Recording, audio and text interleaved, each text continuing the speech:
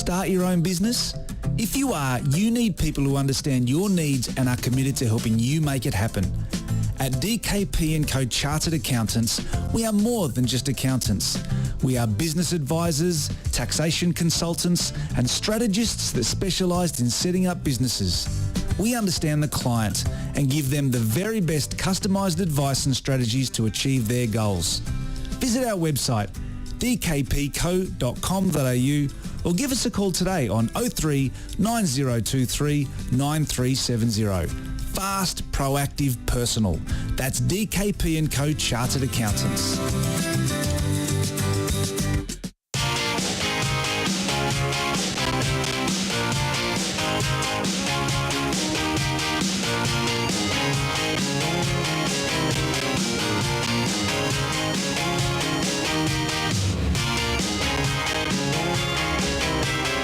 Hello, welcome. It is the EPL show once again on this Thursday evening, in fact. My name is Oscar Rutherford. I'm joined tonight by Josh Parrish and, of course, virtually Nick Hughes. How are you both tonight, gentlemen? I'm doing well, Oscar. Good to see you back. Good to have this show back. We've had a couple of weeks off, so there's actually a lot to discuss. A lot happened in English football since we were last on. There have been many things that have gone on across many teams across the league. Nick, how are you? How are you feeling tonight? I'm doing well. I'm feeling good.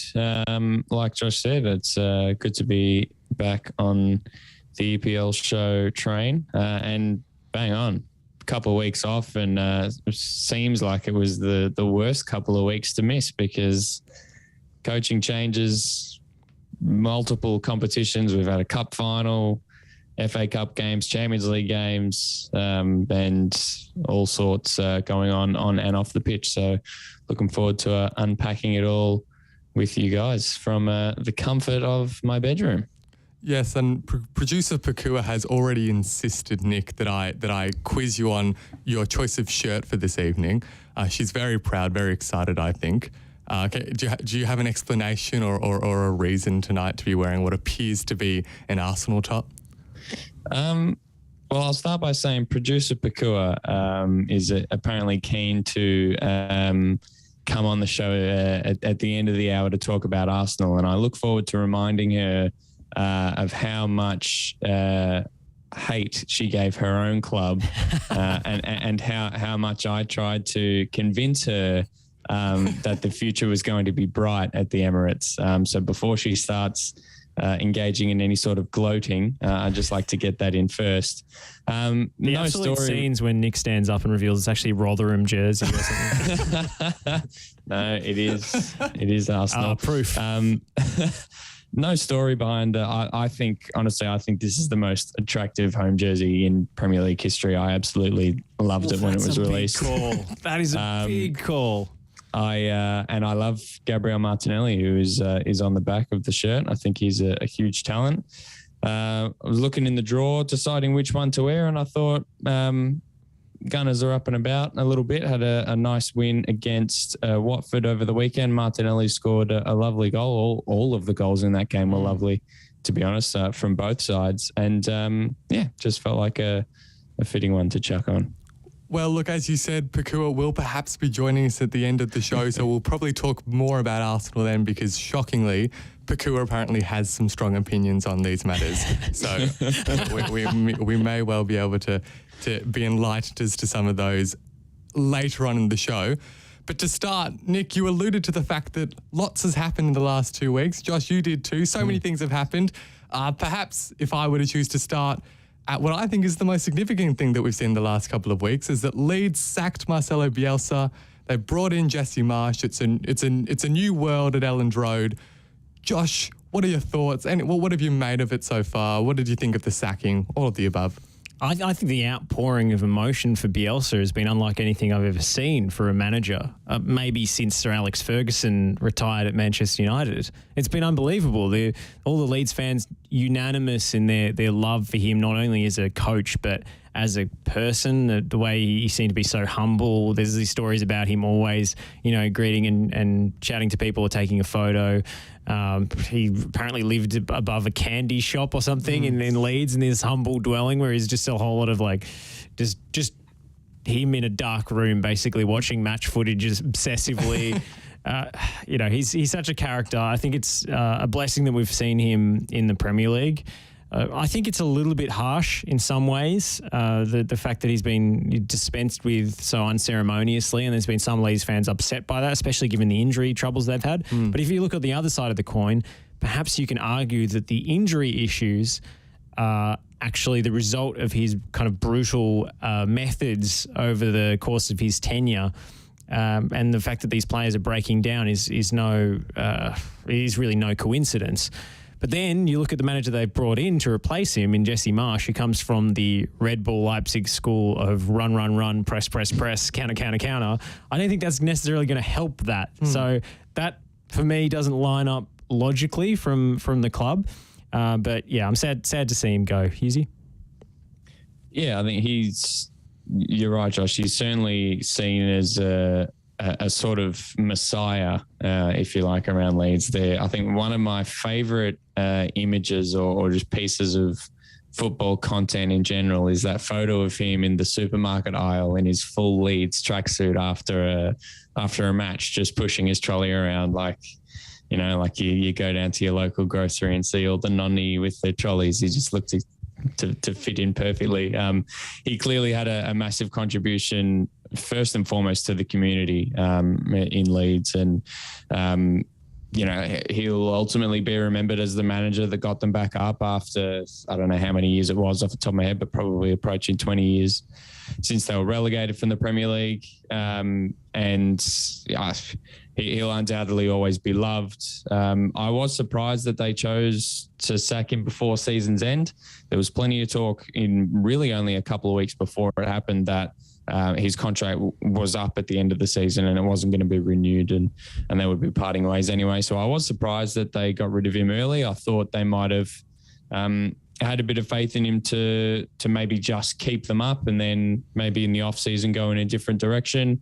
But I don't think you can argue really with the premise of him getting sacked, particularly given his last two results were a 6-0 defeat and a 4-0 defeat. Yes, 6-0 away to Liverpool and 4-0 against Tottenham, who, I mean, depends what kind of Tottenham you get on any given day, I guess. But, they're currently 2 points off the relegation zone, 5 wins in 27 games. It's been a grim season. You absolutely cannot argue with that.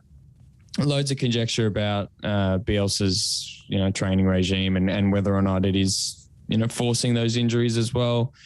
It's curious to me, Bielsa, because he's got this reputation around the world of being this incredible coach. And, you hear the likes of Pep Guardiola, Jurgen Klopp and Mauricio Pochettino, I think, has weighed in and loads of other people saying that, he was a big role model for them and they really learnt a lot and took a lot of his philosophy into their own coaching. But when you look at his coaching history, it's just not that much to go off. He hasn't won much in fact, he's won an Olympic gold medal and the championship with Leeds, Olympic gold medal with Argentina, of course, not with Leeds. And you look at some of his other gigs, 12 games at Espanyol, 41 games at Marseille, 3 days at Lazio, 14 games at Lille, a 1.42 points per game average over 113 games at Athletic Bilbao. Like, is he actually that good of a coach? I don't really understand. The thing with Bielsa, I find, is that, we talk about how beloved he is, particularly within the Leeds community. He's become this, grandfather of West Yorkshire. He's got this almost cult around him. The thing, and people from the outside love to talk about Bielsa and Bielsa's game style as really entertaining to watch and providing great entertainment value. But the thing that I think gets lost amongst that is the results that Bielsa got with Leeds are outrageous. Like, that was a team that was stuck in the lower reaches, well, not in the lower reaches, but predominantly in the second division of English football for such a long time. And they had manager after manager who got close but couldn't get them over the line. And then he came in and he's taken them not just from a mid-table championship club, but to a mid-table Premier League club in his first season. And then even this season, Josh, you mentioned the injuries, particularly to Calvin Phillips and Patrick Bamford. I mean, that's so crippling to that team and the system that they play. You know, the 4-1-4-1. If you lose the 2 1s, you've lost the links between the whole team. Yep. So I don't think it's surprising that losing those 2 players has had the impact that it has. And I mean, I understand the argument which says maybe that's a product of the way Bielsa plays, and in fact, it quite likely is. But I don't think that changes the fact that Bielsa's results, what he actually did, where he actually took that club, are remarkable. And I don't think that gets enough attention compared to how good of a game style it is to watch. I think also there's awards at a team level, an individual level, there's results, but there's also your contribution to, I guess, football history and tactics and the way that your team's approach has influenced other managers. Because Bielsa is a purist and he is an ideologue in the way his football is played, perhaps more so than any other coach we've seen in the modern era. So that has come with certain trade-offs. You know, he's walked out of clubs, as you mentioned, when things haven't been right. When he's decided that he's not going to get things his way, he's not going to be able to implement his style. He's just walked out. You know, broken contracts, etc., and so on. You know, he's clashed personality-wise with various owners and players. He's taken his ideas to their logical extreme, and perhaps, you know, the legacy of other coaches seeing his teams in action and taking inspiration from them is more significant than what any of his teams have done. But to defend his record for a moment, I mean, Athletic Bilbao, they were runner-up in the Copa del Rey and in the Europa League, which for that side at the time was unheard of. And they went to Old Trafford when Manchester United was still good, you know, and played them off the park. And no one had ever really seen that before from a side of that stature at Old Trafford. You know, that was incredible. And coaches around the world will use that example and that footage. I mean, I know Ange Postecoglou, for example, has taken a lot of inspiration from that game specifically. The Chile side that he coached, he took them to greater heights than they'd ever been. And after he left, they basically kept playing the same way and they won multiple Copa Americas. Yeah. So they didn't win it with him in charge necessarily, but they basically just continued the process that he started and the ideas that he implemented, and they won silverware that they'd, you know, never dreamed of. So I think, you know, his legacy is maybe not represented in the trophies that he's won over the course of his career. And you think of the amount of coaches who've paid tribute to him and the way his ideas have influenced football at the top level as it is played now. When you think of the best teams in the world, such as Liverpool and Manchester City, I don't think those teams necessarily play that way. You know, the extreme pressing and the extreme commitment to playing out from the back with short, sharp passes. I don't think those ideas necessarily are prevalent at the top level of football if Bielsa's not, you know, if he doesn't exist, if his impact isn't felt. Mm-hmm. Yeah, fair call. I mean, I generally was like posing the question to. I think it's a good question to ask. To talk about, Nick. Yeah. No. No. I think Not at all. It's not a simple argument. I'm sure there's plenty of ways you could refute that, but that's where I stand on it. And I think you know, maybe his time was up at Leeds. That group of players had given all they had to give, but you look at they turned this team of no hopers essentially into a promotion side, missing out heartbreakingly in one playoff series and then getting promoted the next year without really signing anybody. Like, if you look at the amount of signings he made, he just basically signed a couple of players and then worked with the existing group he had there. And, you know, no one would have thought that someone like Stuart Dallas was going to be a Premier League caliber utility player all over the park. You know, there's plenty of examples in that Leeds side where he's elevated their level to such an extent that, you know, I don't think any conventional manager coming into that job would have thought this group of players is good enough to get me to mid-table in the Premier League. Yeah. I think that's a true call. And I mean, perhaps, you know, obviously, and like I said as well, he clearly did a fantastic job, certainly in the beginning, and will always be remembered as the guy that got Leeds back to the Premier League. But perhaps, if you look at it that way, perhaps there was a level that he reached with the Leeds squad that, whether or not Jesse Marsch can push that level further forward, I guess will remain to be seen. But perhaps he sort of found that within the playing squad that was the sort of peak or just about the peak that they could reach. And, I guess it does seem, from a football point of view, it does seem that it might have been time to part ways. One more thing that I'll sort of question around him is obviously appreciate, the entertaining nature and that revolutionary style of the manic pressing and the man on man essentially, or man marking across the pitch. But to me, there's times where that sort of thing is just naive. I totally understand, like, you back your principles and you play your style and you coach your players in your style and you stick by that. But when you're losing 4-0 to Liverpool, there's a time where, maybe not. Maybe if it's 4-0, you just say, oh, screw it, we're going to concede more anyway. But that Liverpool game for a couple of weeks ago, the amount of goals and chances that were created from Mane, who was playing as the centre forward, just dropping into the space. Pascal Struijk is following him because he's man marking, because that's how they play. The one team that you cannot give space to is Liverpool. And I was baffled that they didn't at least slightly tweak how they were defending in that game, because they just left acres and acres of space for Salah, Mane. I can't remember. I assume probably Jota was playing. That's why they call him El Loco. I can't remember. That's why he's different. Is because he is, as I said, like an ideologue. He doesn't compromise. Any other coach at their core, at their heart, is a pragmatist who will say damage limitation at a certain point. And Bielsa never says that. And maybe that's preventing him from reaching the very top of the game. Maybe that's what it is.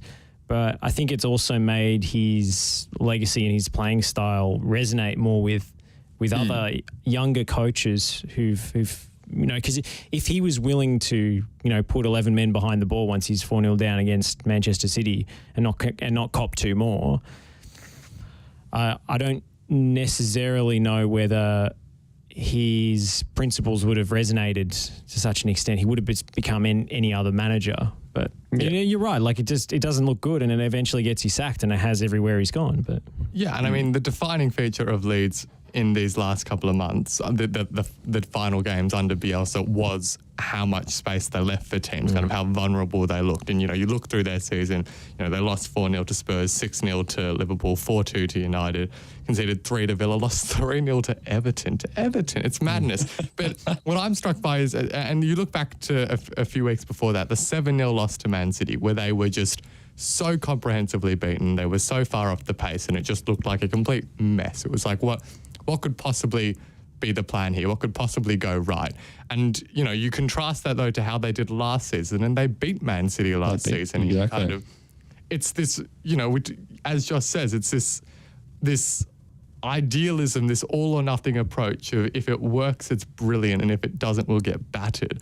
But that's what I guess is so endearing about someone who's so committed to his principles, to someone who's so willing to live or die by that same sword. And that was really the defining feature of the Bielsa years at Leeds, I thought. I think it also says something about our mentality when we look at football and results, and the sort of risk-averse nature of most observers and most fans even, because 3 points is supposed to be the incentive to attack and to take risks and try and win games and not draw them.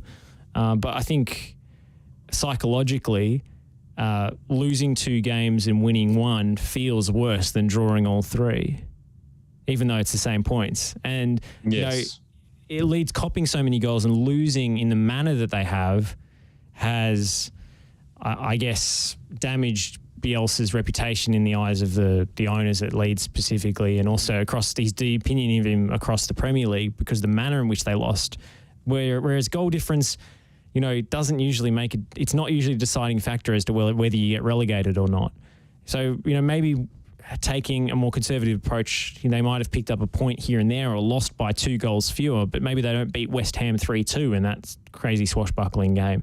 So I also think psychologically it's a difficult thing to process as a fan or as an observer when you see them getting tonked every week. They will squeak out the occasional win because they're taking more risks than other teams in their position would, but it feels worse because you're copping so many goals on a week-to-week basis. It's hard to cope with. Yeah, that's another good point, and I 100% agree. I always have that thought about the credit we give as just the general football fans to sort of being unbeaten. Like, you can be unbeaten and have 5 draws in a row, or win 2 and lose 3. You've got more points with 2 wins than 5 draws. And that's why the Arsenal Invincibles record is kind of nonsense, because there have been many teams that have broken the points record. That is objectively a better outcome. But the fact that they're invincible and they're the only team is somehow placed above that for whatever psychological reason. I just like to confirm that 100%. No one in this vicinity has voiced any dissent to that position, Josh. Definitely haven't had any protests in our ears from our producer. That's a universally agreed upon opinion, I think. Yeah, without any hesitation at all. Well, you go, Nick. Sorry, maybe the last thing I wanted to bring up with Leeds is you mentioned particularly in the Championship that they didn't sign too many players. Obviously, with the Premier League comes more money, comes the need to strengthen. And I think you look at the recruitment in some areas. Rafinha's obviously been great, although seemed to sort of slow down, whether or not there was a falling out or some fitness issues towards the end of the Bielsa reign. We're not sure, but he's been fantastic. Rodrigo, they spent a fair bit of money on him. He hasn't really done anything great. Junior Firpo, granted he was a backup left back and a young left back coming from Barcelona, but I don't think he's done very well. Diego Llorente the same. I don't think he's done very well in defence as well. So I don't think they've recruited particularly well, which has probably been another reason for. Yeah, I don't think they've built any depth, and the fact that they've had those injuries in key positions means they haven't been able to cope with the absence of Phillips, I think, in particular. And we know that that's the Bielsa trust, the select few players he likes to go to. Look, we should go to a break in a second just to make a final. I'll make 2 really quick final points. Firstly, to mention Jesse Marsh's side looked a lot more solid on the weekend against Leicester. Had the compact players in front of the ball, the 2 defensive midfielders protecting the 4. That looked good. They played on the counter, which used the pace of Jack Harrison and Rafinha and the like. And then just the final thing, just if there's nothing else to credit Bielsa with, he's turned Patrick Bamford into a decent Premier League striker, which 5 years ago would have been beyond ludicrous to suggest. And that's wild that he's done that. So I think Bielsa has certainly left his mark on the Premier League. But interesting with Marsh taking over. How will the English press treat him? Are we going to have a Bob Bradley 2.0 where they make fun of him for calling it a PK instead of a penalty kick? But he learned. I like that interview that he gave about the perception of American coaches, and he said Ted Lasso probably didn't help. But no, I love. I love Jesse Marsh. I obviously didn't watch much Austrian Bundesliga when he was at Salzburg, and I didn't watch really any Bundesliga when he was at RB Leipzig. But when Salzburg played Liverpool in the group stages, of course there was that video that came out of him sort of swapping between German and English in the change room and doing a bit of the Mourinho or Pep, sort of dancing in the along the change room and being very animated. He's a young coach that, that Salzburg team, I guess in a way is sort of one of those countries like it's a one-team league. Let's. Yeah, I was going to say like your Netherlands, but I mean you still got PSV and others behind Ajax. But yeah, so Salzburg are very clearly the strongest team in Austria, but in particular under Jesse Marsh, they really, really dominated that league. We know they're a talent farm of young players.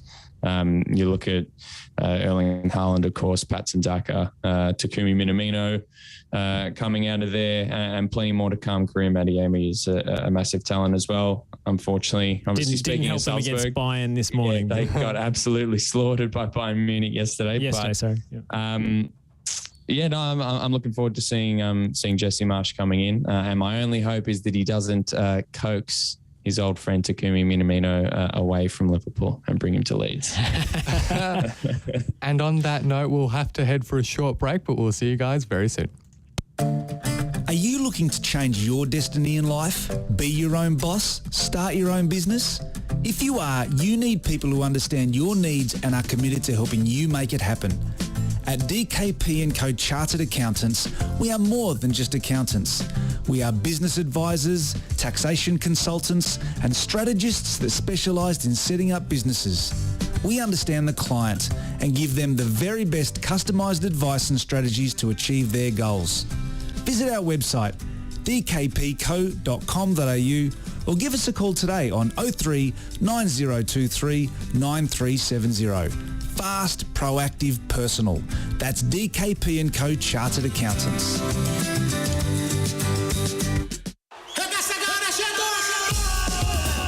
Ronaldinho gathers speed, past Ramos. Elguera comes to meet him. He goes past Elguera. Ronaldinho at his very best. Unstoppable. You're listening to FNR, Football Nation Radio.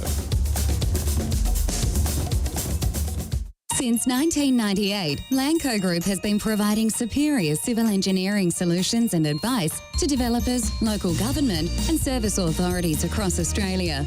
Lanco Group is known for delivering sustainable, efficient solutions. By working closely with clients, Lanco Group is able to meet the complex infrastructure requirements for residential, commercial and industrial developments on time, on budget. Find out more at lancogroup.com.au. Lanco Group, your business partner for engineering solutions. Marcelo, the three to pick out. It's the spectacular. It's Gareth Bale. Wonderful goal. Sensational from Gareth Bale. You're listening to FNR, Football Nation Radio.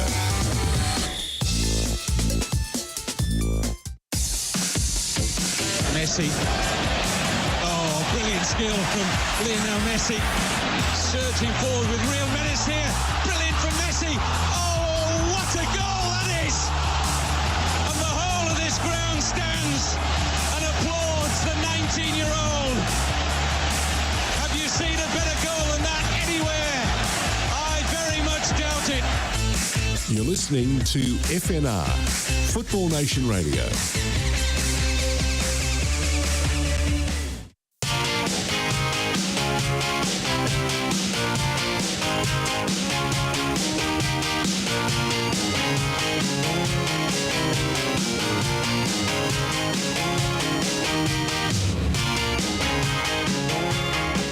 Welcome back to the EPL show on this Thursday night. You are joining us again after our initial chat about Marcelo Bielsa's reign at Leeds coming to an end and talking about Bielsa, the man himself, for a significant portion. But alas, we must move on to other things within the Premier League. Many other things have been happening both on and off the pitch that we've seen. Notably, Chelsea have been put up for sale or sold or are in the process of changing hands, which of course is implicated with a whole bunch of other geopolitical matters with which we are not qualified to perhaps pass judgment on. But nonetheless... We don't want to pontificate on Russia-Ukraine on a football radio station, Oscar? Look, we no. Okay, no, I don't. Good answer. No. Good answer. Correct. You passed the test, Oscar. So being the simpletons... no, you go. No, I was just the one thing I may sort of chime in with is the God, it still makes me laugh. The Roman Abramovich makes the statement initially that he's whatever, I don't know the technical term, but he was making the charitable foundation in charge, and care was the phrase. Yes. I don't know if there is a technical term. That's not a technical term.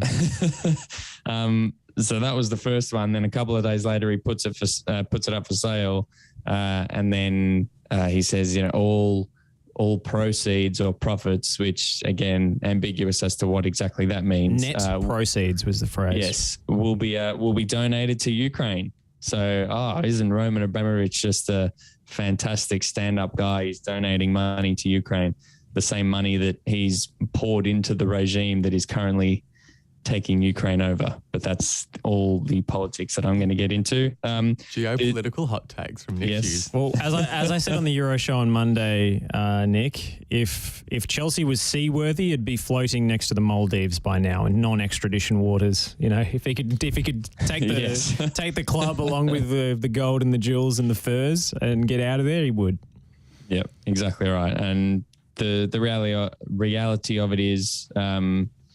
He's obviously only selling it because he doesn't want the club to be frozen, because obviously all those financial implications are being thrust on Russian people and Russian organizations. But yes, we'll move on from the politics. The football side of it, it's obviously huge because we know that Chelsea have been massive spenders. They've had huge success under Roman Abramovich, sports washing or whatever aside. The simple fact of the matter is they have won a lot of trophies since 2003 or 2004 or whatever it was. And when you compare that to what Chelsea was before Roman Abramovich, they'd never won the European Cup. They've won 2 now. They weren't even really perennial first division side in the, even in the sort of 80s or 90s that time, approaching the start of the Premier League. And they've won... How many leagues did they win? 2 in a row in 05 and 6, 2010, 2015, 2017, 5 or 6, however many it is since he took over.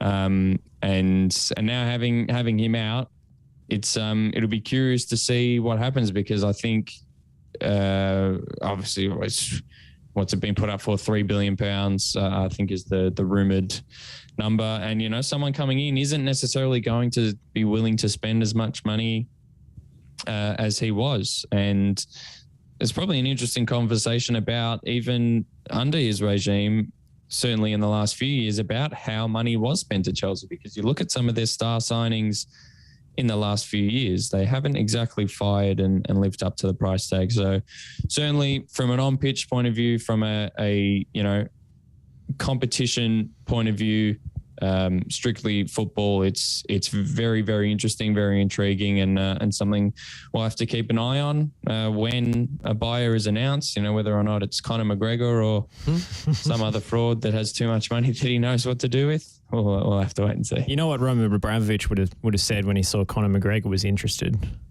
Is who the F is that guy? Yeah. Yes, you're exactly right. Yes, well, many reports of various interested buyers, from Swiss billionaires to US businessmen to Crystal Palace minority shareholders. All of the above. Pakua reliably informs me that there's someone related to Ghana interested in purchasing the club. So, that all seems up in the open at the moment. It's hard to imagine anyone coming in who won't continue to spend lots of money on the club, I'd think. Well, you say that, but you think about some of the takeovers that we've had in the last few decades. I think about the Glazers at Manchester United who don't spend any money. They're just taking dividends, and most of the transfer budget comes not out of ownership funds at all. In fact, they're sucking money out of the club. It comes from sponsorship and their incredible merchandising arrangements. Not to say Manchester United is a poverty-stricken enterprise, but certainly the owners aren't contributing to that, whereas Roman Abramovich has given interest-free loan after interest-free owner financing to Chelsea, and he's saying he doesn't want any of that paid back, that was the significant part of the statement for me. And, with Liverpool, with the Hicks and Gillette coming in, didn't seem to have the money that they promised they did.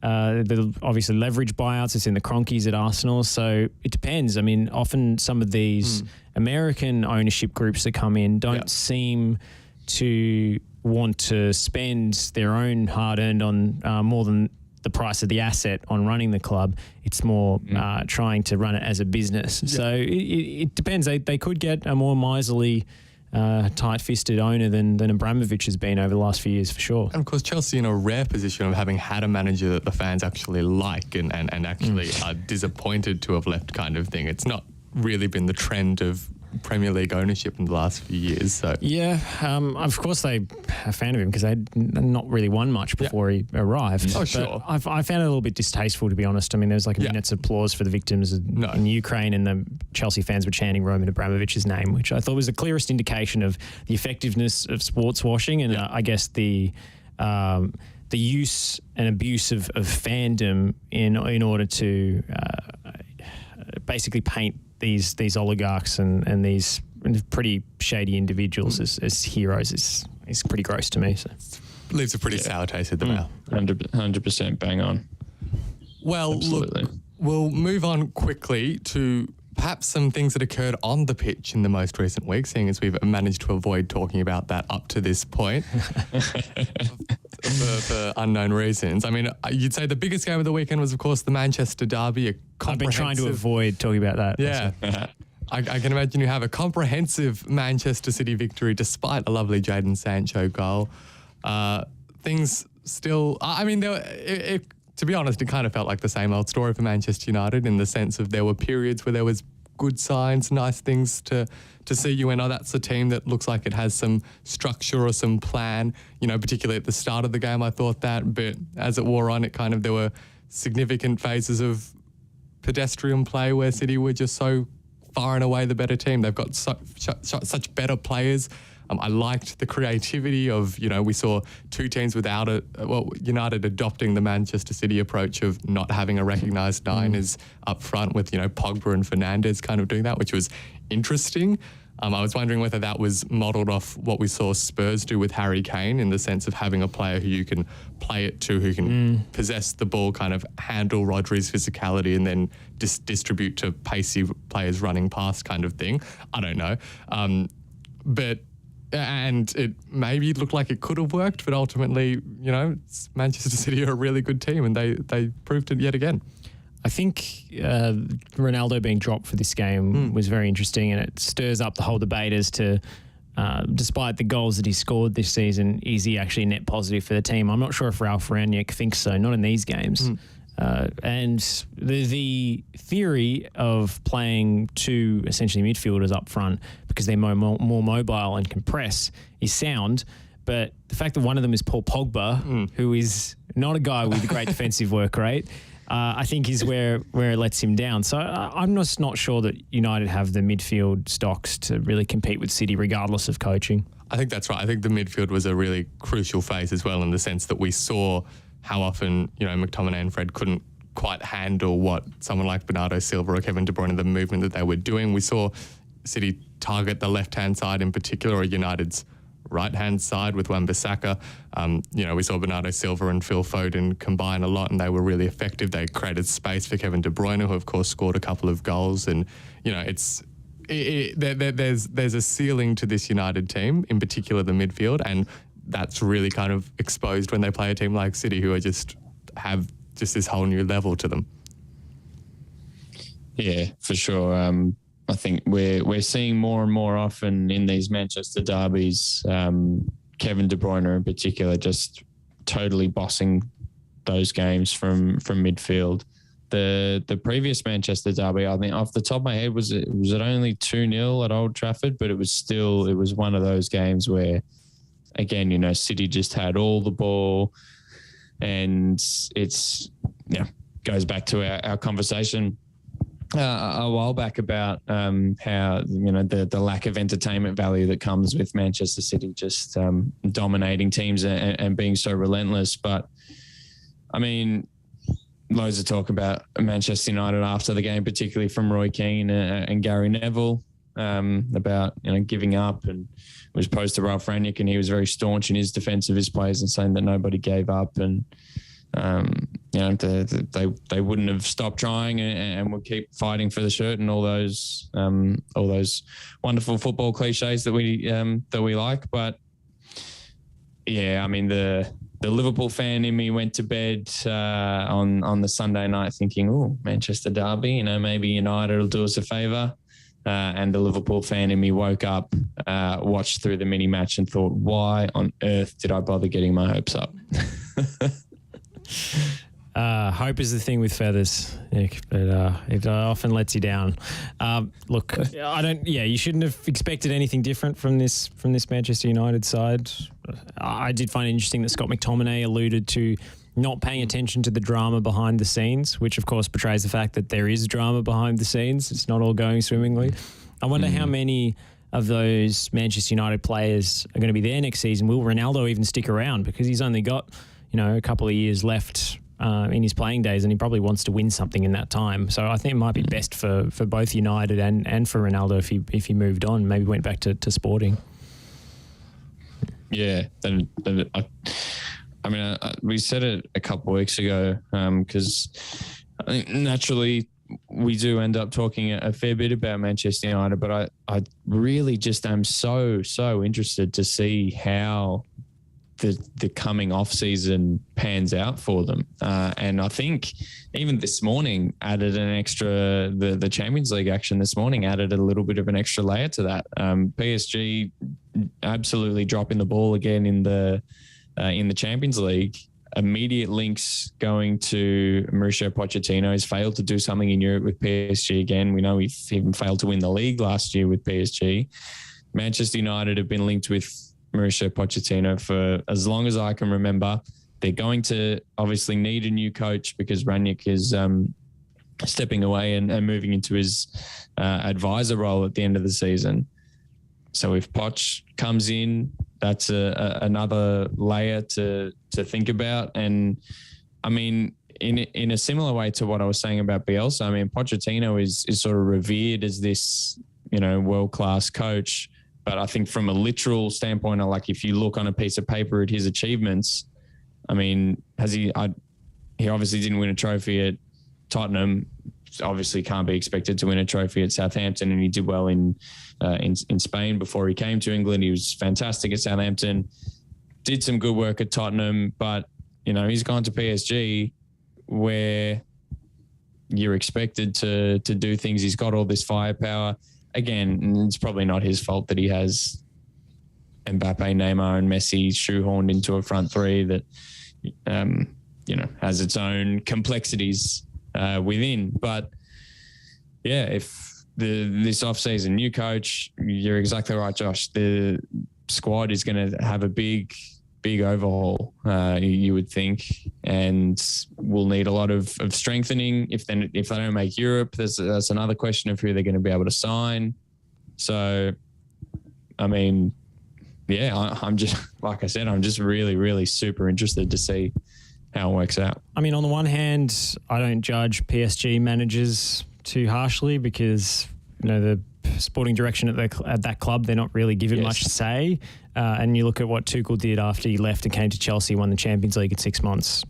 He's clearly a good manager and it didn't go well for him in PSG. Then again, he did get them to a Champions League final. So there's also occasional tactical decisions that I've seen from Poch in big games recently that I haven't liked, and especially this morning when he brought off Paredes and brought on Idrissa Gueye at a crucial time in the match when they needed to stay alive, and they just lost the ability to keep hold of the ball.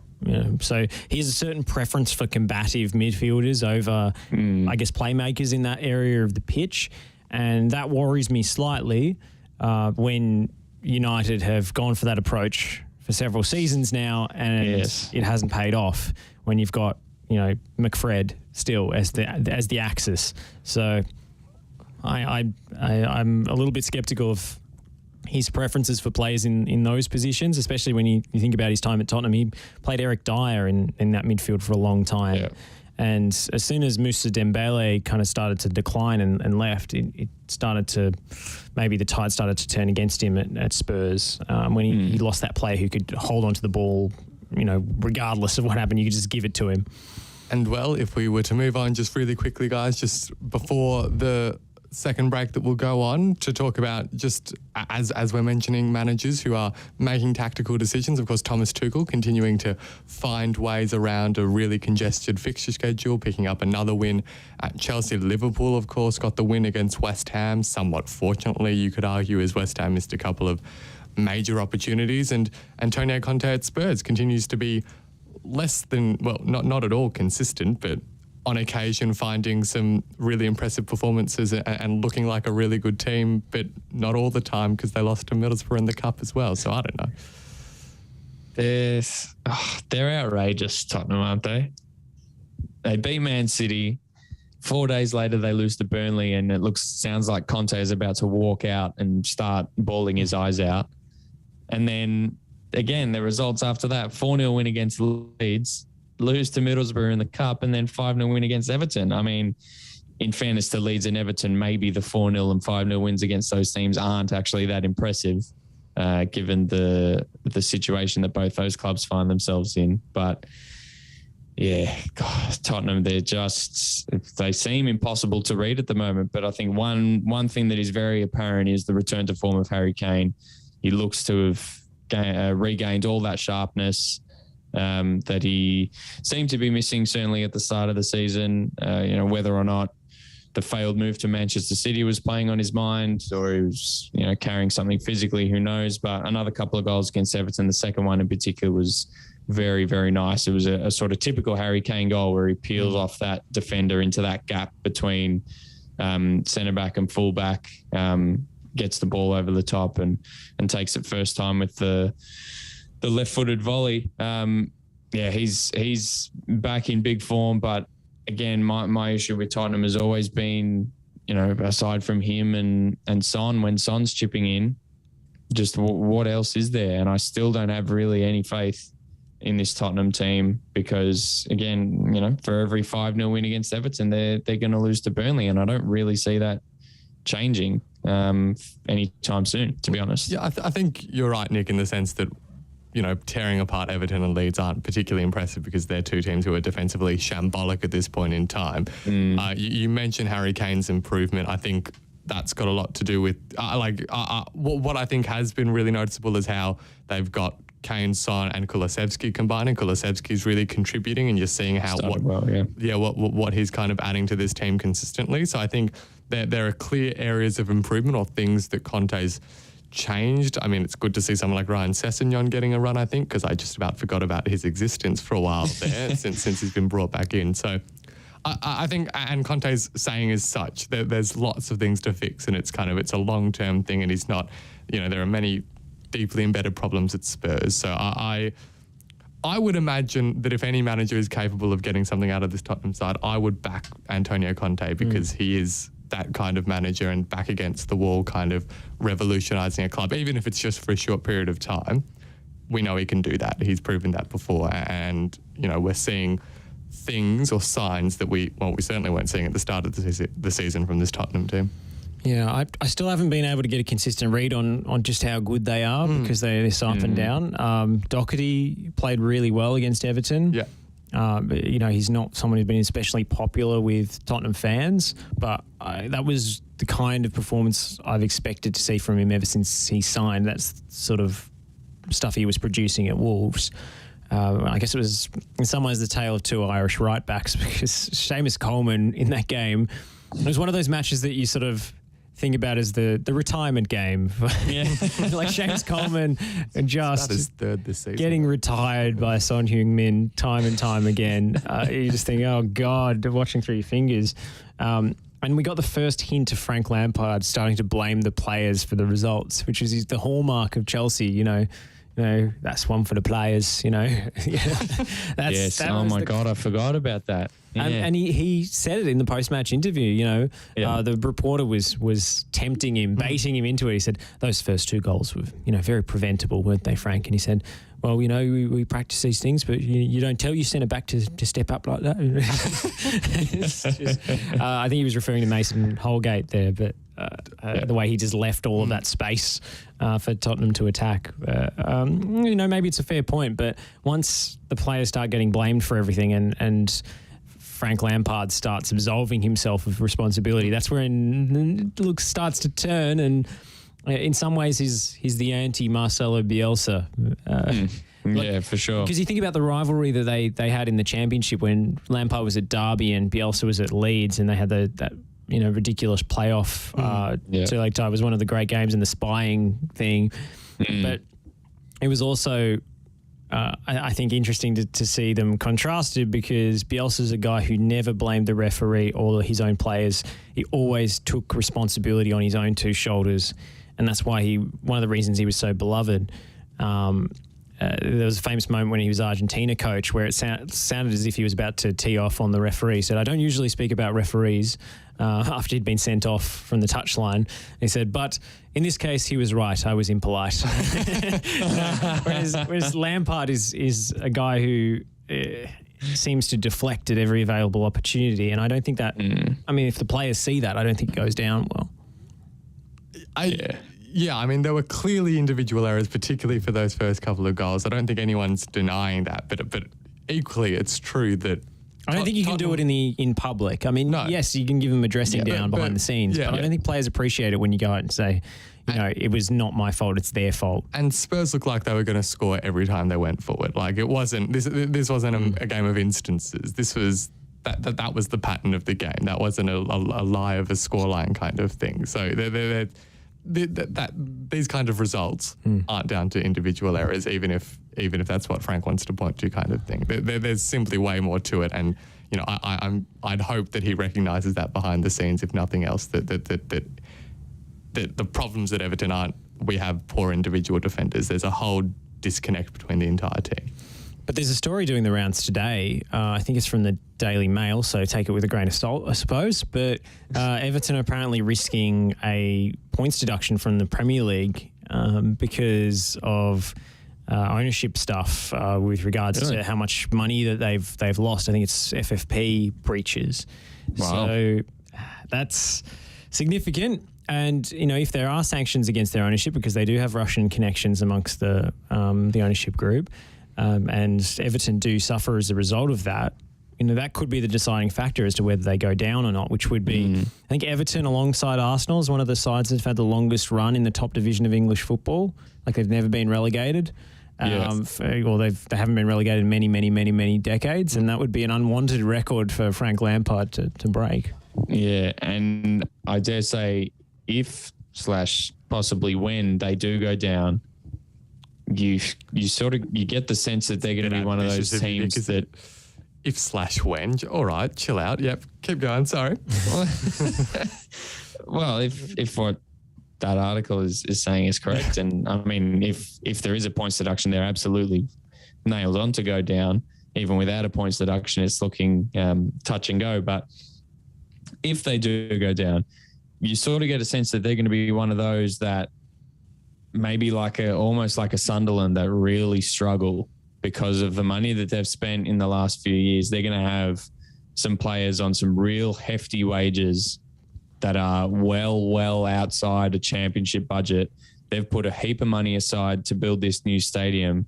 I don't really think they had designs on cutting the ribbon outside this stadium on the docks of Liverpool while they're in the championship, or, God forbid, League One even. So I think, certainly that's going to be one to keep an eye on if that story develops, a points deduction. But just in general, if Everton do go down, they could go down hard. Yeah, real hard. The bigger they are, the harder they fall. Yeah.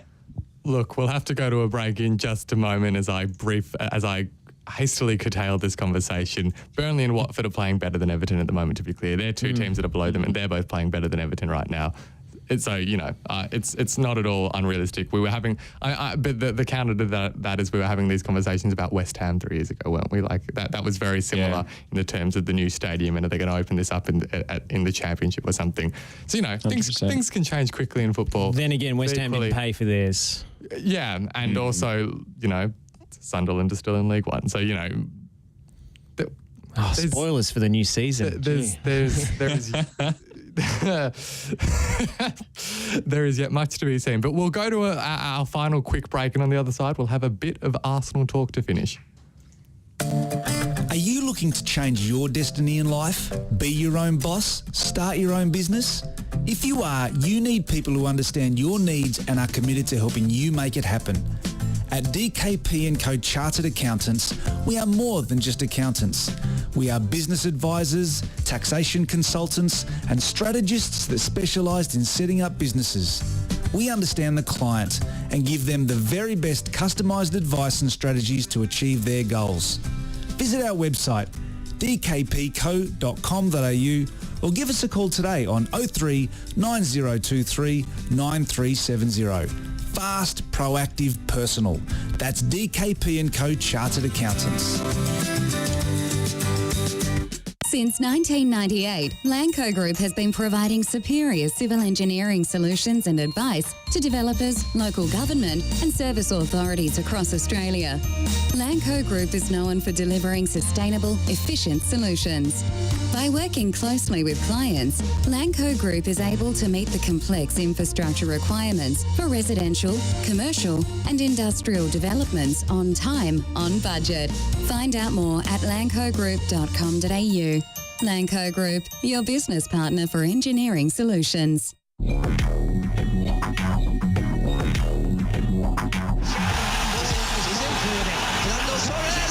This could be the most dramatic story of the season. It's Torres to give a place in the Champions League final.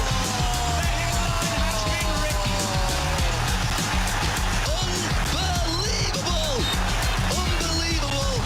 You're listening to FNR, Football Nation Radio. Das ist kein Abseits. Stellungsfehler, Hector. Und da ist das Tor. Die Iren führen mit 1:0 in der 70. Minute. Shane Long. Boah. You're listening to FNR, Football Nation Radio.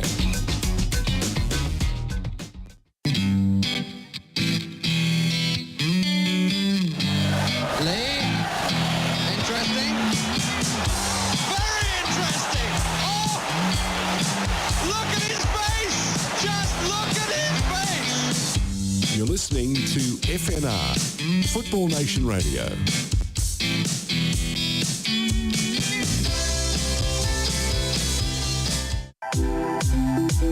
Maloney takes, and it's in! It's Ben Watson! It's Ben Watson for Wigan Athletic! They've surely won the FA Cup! For Dave Whelan, for Roberto Martinez! You just cannot write scripts like this!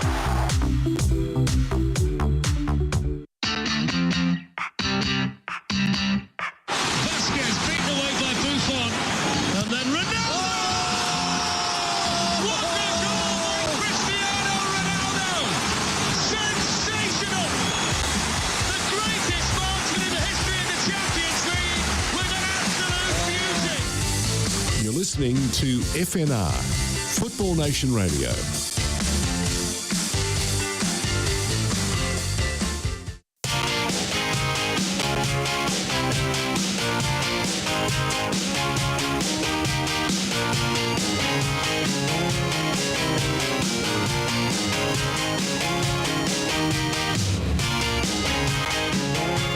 Welcome back to the EPL show one more time this evening. But for this last little section, we are joined by a very esteemed guest. I'm, of course, referring to Pakua Frimpong. Pakua, how are you this evening? Esteemed is the correct word. I'm also quite heated. I've heard a lot in the producer's room today from all three of you, and it's less so Nick. It's disgusted me. It's upset me. But you know what? When you spoke about that record of longest, teams staying in the Premier League, I felt proud. You know what? Because we're a great club and a great team at the moment. Great club or team? Oh, yes, we were talking about this. It's quite funny. It's a good reference to before. We are a great team and we're an okay club at the moment. Okay. An okay club. Okay club. See, that was the opposite way around. That's what I was thinking. Oh, do you think I should have said that? Arsenal's got this proud history. Yeah, but the current ownership, makes me iffy. Okay, So that's why. But the legacy of the club is fantastic as always. No, I'll pay that. Yeah, Invincibles. You remember that, Josh? Remember the players that were in that team? Yeah. I do remember that over-romanticised team of the mid-2000s when the Dennis football in the Premier League Patrick was Vieira. a much lower quality than it is today, technically and tactically. Do you remember your Manchester United side in that league that season? I do remember that team. Okay. That's got world-class talent, if you don't know. And United's tried to turn back the clock and put a Ruud van Nistelrooy-style goal poacher up front. And fortunately, like the march of history, you can't avoid it. Tactics have evolved since then. So, Oscar, go ahead. This is your show. You and Nick Hughes. Go for it. That's all right. I feel like a child between two fighting parents. It's very intense for me. Well, look, Pakua, I'll ask you to just guide this Arsenal discussion, because when I walked into the studio tonight, you didn't need a second invitation to tell me about your frustration with the media's perception or treatment of Arsenal. Absolutely. Now that in the Premier League, going on quite a good run, it seems, getting themselves in prime position to secure top four. Absolutely. I heard this ridiculous discussion about if Arsenal have overachieved this season. And Nick Hughes alluded to it earlier in the show. And I was a harsh cricket. Cricket. What sport are we talking about again? A harsh cricket. Critic of Mikel Arteta and the Arsenal squad, because I was thinking about the season before and all I'd seen from them. So I can only judge the future on what I'd seen in the past. And it wasn't looking too good, but you know what? I've turned the corner. I don't even remember what I said at the start of the season. I am all on this train. Martinelli, Saka, Odegaard, all these players playing tremendous. A lot of people didn't pick Arsenal to even make Europa League. So, including you. Exactly. So, absolutely. So the fact that we are potentially going to make Champions League, and it is, we are the front runners for it, how have we not overachieved? Because the step from Europa League to Champions League football, it doesn't really matter about all the other teams in the Premier League. We have done incredibly well to win the games we need to win and be great in a lot of those games. And even in that Watford game, I know it was 3-2, but if anybody watched that game, we were dominant for a large portion of that game. So we've got the fair weather fan over here, and then the true believer wearing the Arsenal jersey on Zoom. Nick Hughes, you never doubted Mikel, did you? Well, no, I didn't. I didn't quite think it was going to happen this quickly, and I do think there's an extent of Arsenal probably taking advantage of Manchester United being quite poor across the season, Tottenham being quite poor across the season, West Ham sort of regressing to the mean, if you like, and running into regressing to the Moyes. Yes, and running into a poorer patch of form. Leicester, who of course have been fighting in the top four, have had an awful season and are sitting in 12th. So I do think that there is an element of,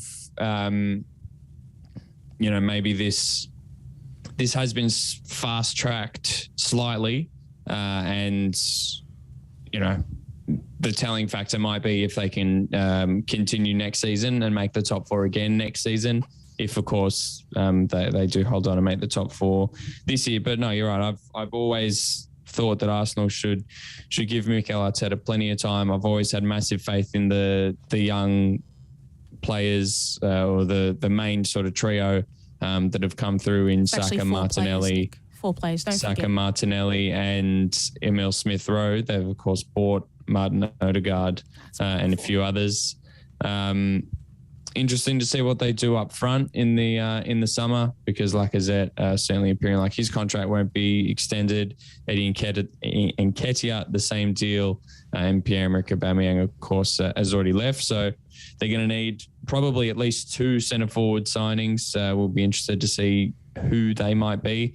Of course, they were heavily linked with Dusan Vlahovic, but he's gone to Juventus. I think Alexander Isak has been linked from Sociedad, a pretty big talent, and another, potentially good young star to come into that team. But no, across the board, I think Arsenal are very exciting. I think the Tomiyasu signing has been huge. Gabriel and Ben White. Ben White maybe hasn't necessarily taken to Arsenal like a duck to water, or whatever that saying is.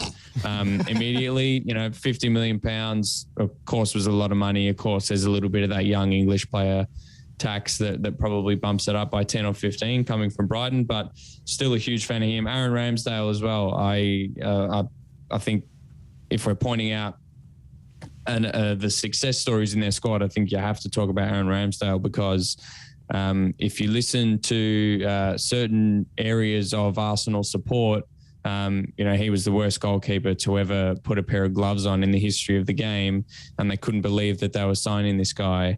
and he's just about probably been the best goalkeeper league wide this season. Come on. He's third in the clean sheet race. I said just about. Nick, there's only 2 goalkeepers who've got better records than him, and they play for Man City and Liverpool with substantially better defenses. I don't think clean sheets is a good measure of a goalkeeper. But I think his distribution. I think Jose Sarr, I think, has had a better season.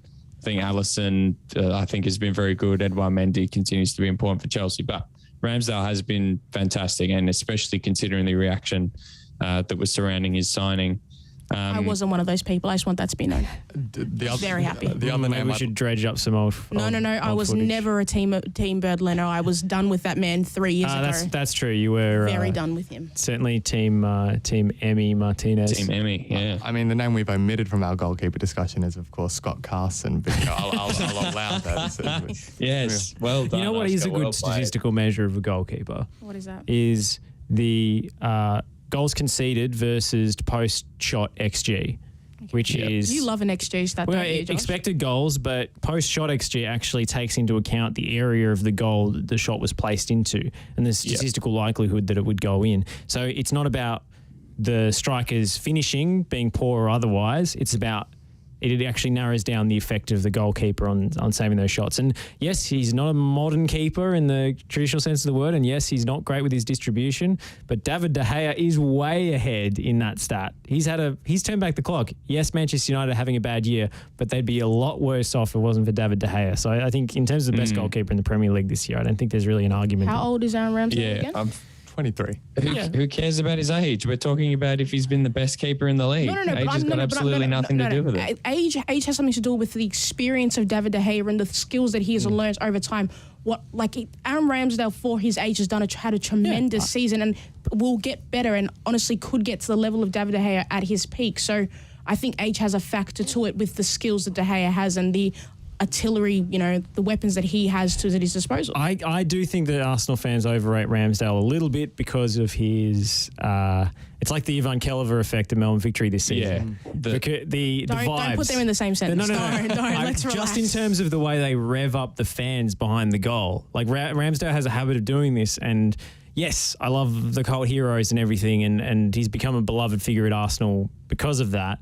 And he's also a good goalkeeper. That's what he doesn't have in common with Ivan Kellever. But I think there is a tendency of supporters to take the emotional side of that over what they're actually seeing on the pitch. So I would pump the brakes a little bit. But I think he has saved Arsenal in a lot of games this season. Yeah, I don't disagree with that. I do see Josh's point, and I think particularly that save from the James Maddison free kick early on in the season. I think no matter what he might have done in the next 5 weeks, I think everyone still would have thought that he was the best goalkeeper in the world just based on that one save. He's certainly because not that was replayed all over social media for days and weeks on end. But as you were talking, Josh, I was actually trying to pull those stats up. It's quite interesting reading. So on FB Ref, the post-shot XG differential. So you're right. De Gea is ahead with 10.7 and Jose Sarr 10.3. So essentially they've each saved. Well, De Gea round up to 11, Sarr round down to 10. He saved 11 goals that he shouldn't have based on the average. Conceded. Then based on the average Premier League keeper, which is crazy. It's a phenomenal stat. So that is massive. Then we got Alisson and Dubravka on 3, a few others, and you have to go all the way down, interestingly enough, to 22nd in the league to find Aaron Ramsdale on a -1. I thought that eye test mattered in football. I thought eye test was a really great. But sometimes the eyes deceive you. Do they? Yeah, sometimes. Your eyes telling you that Aaron Ramsdale's is not one of the best Premier League goalkeepers. 11 versus actually conceding one more than you should have. In terms of actually stopping the ball, there's no comparison. I mean, Ramsdale is a better keeper with his feet, though. I'll give him that. 100%. Have you seen it? Oh, sorry, go. I think that the fact that Ramsdale has conceded one more goal than he should have is further proof of, I think, what Arsenal have done well this season if they've managed to achieve what they have. Good job, Oscar. No, you're right, Thank you. Pakua. Thank you. These two are ganging up on me. Thank you. I'm here to help out. I've really liked Arsenal this season in the sense of how young their squad is. I mean, we're talking about the youth of Aaron Ramsdale, but I think that across the squad, the capacity to perform as they have with players who are, 23 and under, just about across the pitch, whether you're talking about Kieran Tierney and Tomiyasu or Ramsdale, Bukayo Saka, Martinelli, Odegaard, all of the above, right? This is a super young team that with a really young manager. And, if that doesn't get you excited as an Arsenal fan or even as a football fan in general, just to see this group of unproven developing players kind of executing to the extent that they have. I mean, of course, when you do have such youth, the risk or the likelihood is always a level of inconsistency. So you'd expect to see a dip in form from Arsenal at some point. But nonetheless, I think that that it's, it's really exciting to see. And the football that they're playing is just about the most attractive in the league. I mean, the goals that they scored against Watford were just incredible. Even mind you, the Watford goal from Cucho Hernandez was probably the best. Also incredible. There were lots of great Can someone goals. explain to me why Arsenal are suddenly fun to watch? Because some of Mikel Arteta's football, especially against the sides in the league that tried to defend against them, was insipid earlier in his tenure. I think that particularly with having Lacazette up front, it's really provided a sense of security. Like Lacazette might not score a lot of goals, but it's provided a level of connectivity between that midfield that we didn't have before. Playing Aubameyang up front who couldn't hold the ball up to save his life. Now having Lacazette's not really about the goals. I think the whole team is more united of an actual system that works for the players that we have. I think Thomas Partey is also a Lacazette's- big part of that. Sorry, you go, Nick. No, all good. I think Lacazette's role in some of those goals was really telling, particularly on what you're saying, Bakura. Especially the Martinelli one, which was from the throw in, and it was just all one touch, and Lacazette then holds it up and lays it off for Martinelli. So, like I said, I think that's going to be a really interesting scenario for Arsenal going into next season with replacing Lacazette and finding that striker to lead them into the future. But no, again, and for the record, Pakua, you're talking about people ganging up. I started the conversation by saying that Ramsdale has been fantastic. No, Nick, but the way you went, it was just like, I'll even the statistical analysis with saying that he has the third best save percentage in the league with 79.5%. Mendy is on 81 and Jose Sa again at the top on 83.8. Yeah, to me that's a kind of an empty stat because it doesn't take into account the shots. I mean, it's good to have a good save percentage. This man obviously, is a hater. I'm telling you guys. Jealousy's not a good look on But Josh. if your defense is more solid in front of you, then the shots that you face aren't going to be as threatening. So you could face one shot and it's straight at you and you catch it, and then you got 100% save percentage for the game. So I think that's heavily impacted by outside factors, which is why I like the post-shot XG differential, which is, I know, nerd alert. But before we go, Pakua, speaking of nerdy stats, of course, I called the Invincibles overrated before the break, much to your anger. Because that's a ridiculous statement. You know it. You know it in your heart. You do. Well, you look at the amount, not just the amount of points that teams have racked up since then. Let's take Manchester City 2017-18. Is that a good sign of a league, though? Like Ante Jukic had a really great tweet about how the Premier League, the team's going to score like over 100 points or so. I don't think that's a good sign of a league. The teams at the top. I'm not saying it's healthy for the competition. I'm just saying that unquestionably the quality of that side is higher than it has been for any other team because they've concentrated all of that talent. It's crazy. Like look at the goal scoring stats. Arsenal in their Invincible season scored 73 goals in obviously 38 games. Manchester City scored 106. There's 10 points difference between the two sides. So, I'm not sure that, maybe it was a better league when Arsenal were in it, but that's because they weren't able to assemble the same quality that some of the dominant teams now have. But Josh, you can't deny that the talent of that Arsenal squad is impeccable. And honestly, if you're making the best 11 Premier League players of all time, there are plenty of those players from that Arsenal Invincible squad that would make it in there. The best 11 from that team, absolute quality. but you put that side now in the Premier League today, and they Play would not. different They football now. wouldn't. Yeah, exactly. It's they not wouldn't baseball. win it. Like baseball, you can judge people. And on they didn't have the same depth either. You know, the first 11 was amazing, but Arsenal. But that is it Invincible not side didn't more have the- impressive the fact that you can get it out of a much more limited squad than you have now? The squads are undoubtedly bigger now than they were back then. So is it not more impressive what they were able to produce on the field? Well, I just don't think the actual concept of going undefeated is